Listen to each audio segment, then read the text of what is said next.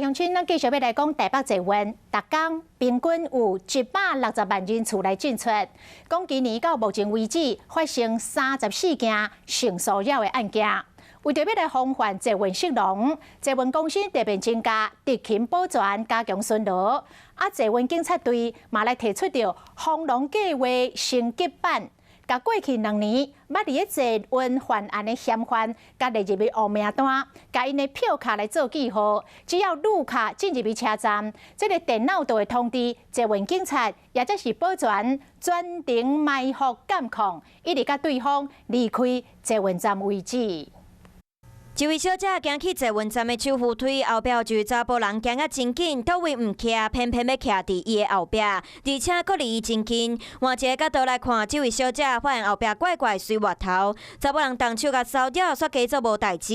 佫讲借口只是无说伊去卡着，这位小姐无法度接受，决定要甲告。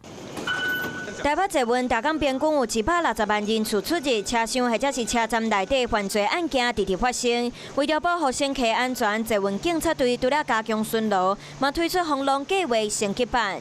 捷运警察队已经列管30名曾经在捷运上犯罪的前科犯，他们的票卡都已经被注记，只要刷卡入站，管理室的电脑就会收到通知。要犯下性侵、性骚盗窃或者是有危险行为的前科犯，拢总会列入去黑名单。只要一进入捷运站，保全警察就会随出动专程埋伏，一直到对方离开车站。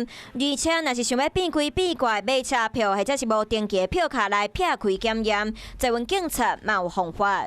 都有一些科技的侦查方法，不见得是需要票卡。犯案过的嫌犯，我们都会建档列册。我们会定期的来更新名单。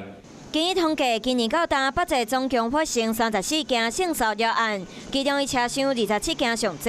警就提醒民众拄到骚扰案件，会当直接40通报，或者是直接卡110。捷运警察、保全和捷运公司全面警戒，除了要预防犯罪，嘛要让乘客欢喜坐车，平安回去。观众朋友，有一件事情不知道你们做了吗？那就是赶快来订阅我们的 CH52华视的频道，而且记得哦，一定要帮我们分享、按赞，还要开启小铃铛。